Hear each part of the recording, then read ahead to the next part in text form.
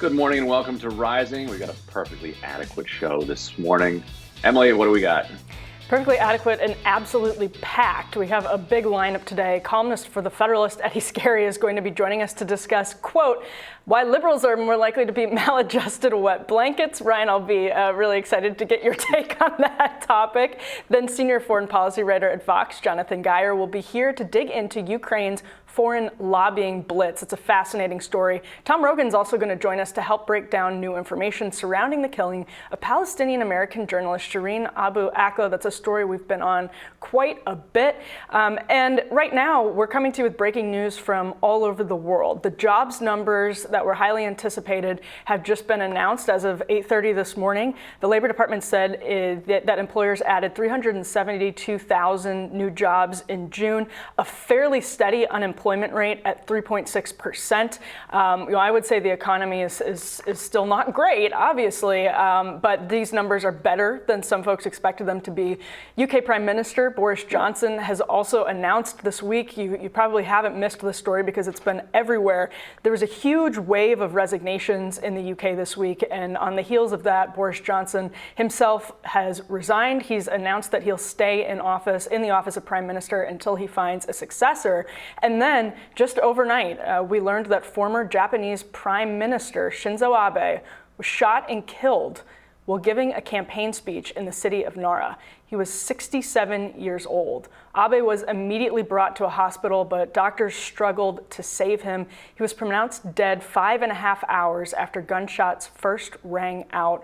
A suspect was apprehended at the scene of the shooting. Japanese media reports that the unidentified 41-year-old man opened fire on Abe using a homemade rifle.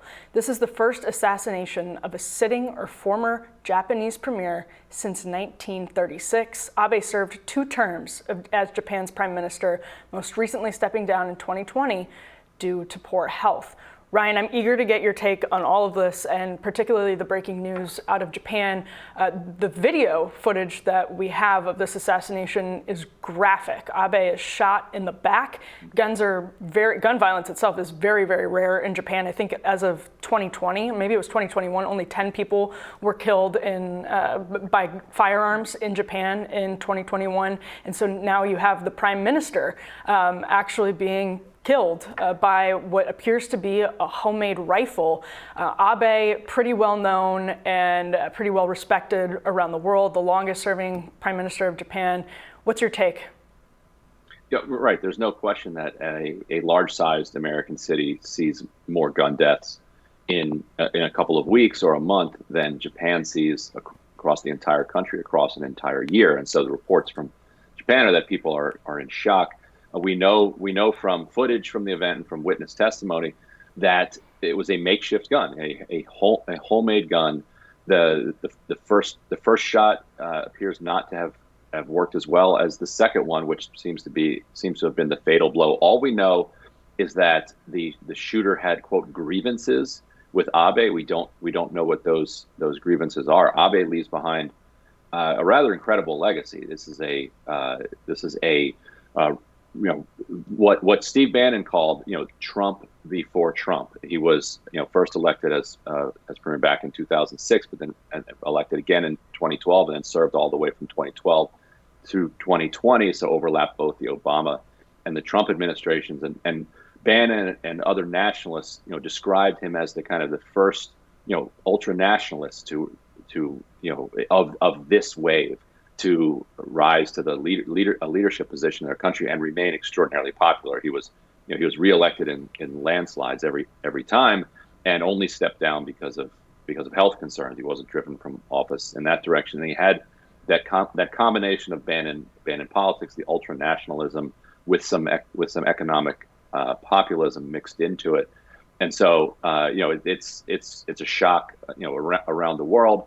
It's particularly a shock in Japan, which doesn't see gun violence, but I think it also raises the specter of whether or not we're heading into a wave of these types of assassinations around the world. What was your reaction to it? Well, and that's what I wanted to transition the conversation to, because immediately what I started hearing from just people in my circles reacting was, echoes of World War I, is what people said right away. And we forget historically sometimes that these events can be more destabilizing in time. The more we learn about motives and the more the world reacts, the stabilization that might feel, in the moment, if there's any sense of stability in the moment, it can actually be eroded over time as the world kind of reacts to the news. And the populist question is an interesting one. The wave of nationalism and populism is an interesting question when it comes to Abe, because I think, like a lot of other leaders, you can maybe even look at Boris Johnson,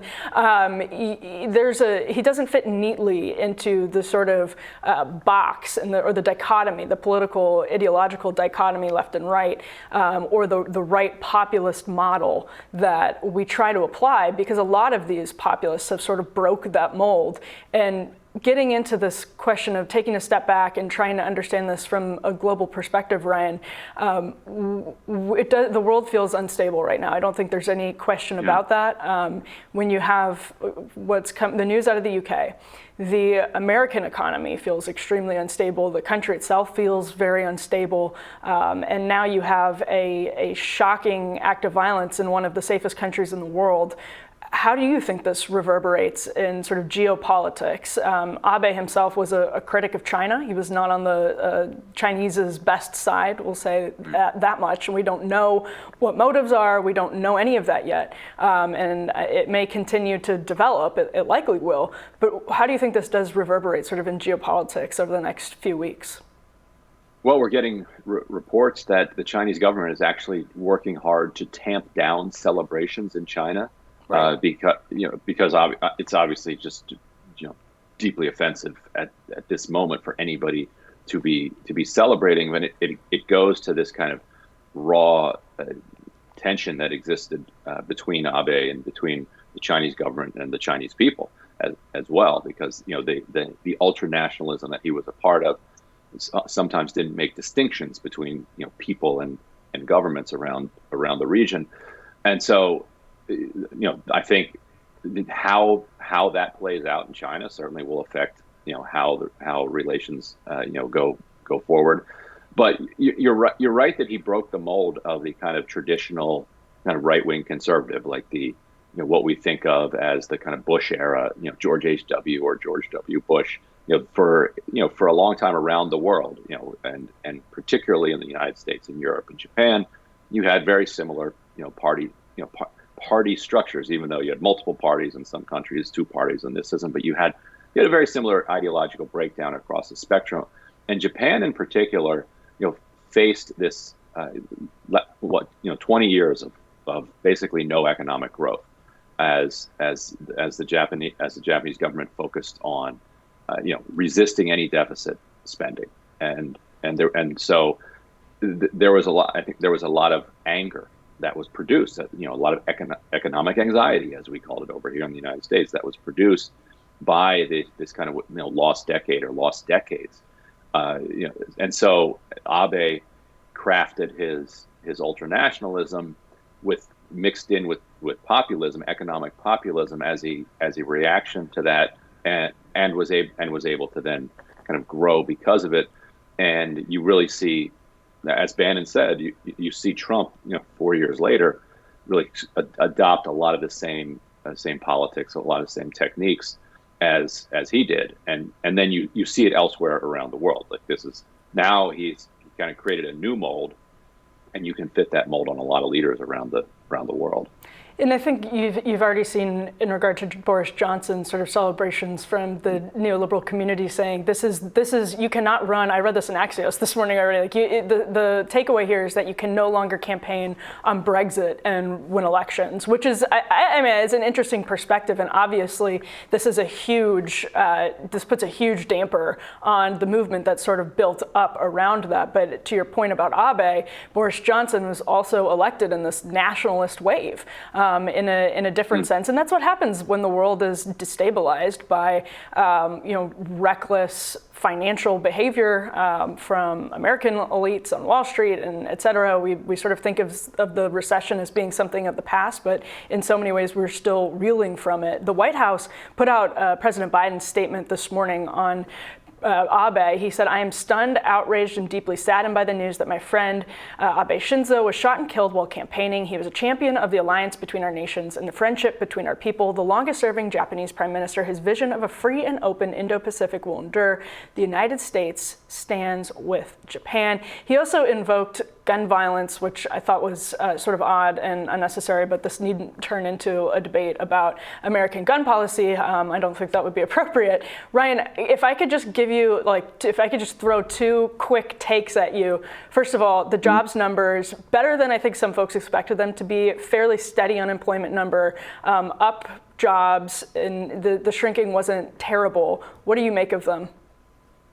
Yeah, the Dow Jones said they expected about 250,000 jobs this month, and instead we got, 370, a huge, kind of overshooting, and so the economy continues to surge forward when it comes to jobs, and I do worry that in a year or two we might look back as we're losing 300,000 or 400,000 jobs a month, and start to look at the economy we have now and say, wow, jobs. It was nice when there were more jobs. A lot of these jobs are miserable. And it's particularly the jobs in retail, as you're seeing from the increasingly angry public is making these retail jobs that were already difficult before the pandemic. That much more difficult, particularly as new variants, the BA.5 now, whipping back through.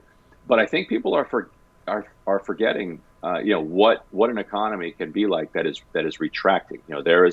It appears like the Federal Reserve is dead set on sending this economy back into a recession to do something about inflation. And you saw that their aggressive interest rate moves, just by sparking the fear of recession, have already sent oil futures plummeting. I took my car to the station yesterday and only filled it up halfway because gas prices are plummeting so much. It's expected that a lot of places are going to be under $4, approaching $3, perhaps falling even further. Over the next several weeks, we'll see what happens there. But if, in order to get those gas prices down, the Federal Reserve ends up wiping away millions of jobs, I think we'll regret that. I mean, what's your read on these jobs numbers and how it interacts with inflation? And to tie it into Boris Johnson, the UK is also seeing 9% inflation. Yes. Hard for Boris Johnson to blame that on Biden. And they're also, he's also suffering from, COVID-related politics, the Partygate, probably Russia, Ukraine, not terribly going well for Boris Johnson either. So he's finding himself also in an ungovernable situation. That's the second point I was going to, but you already covered it. I was going to throw that to you as well. But yeah, Boris Johnson, obviously, so our job numbers, we're still digging ourselves out of this COVID hole while there's a ground war in Europe. Boris Johnson has directed a lot of resources to Ukraine, is sort of popular with the Ukrainian people, and also his popularity suffered a lot under COVID controversies. And so these forces are combining, and I think it is all contributing to the sense of instability that people around the world are feeling. So with that, we will tell you what is on our radars next.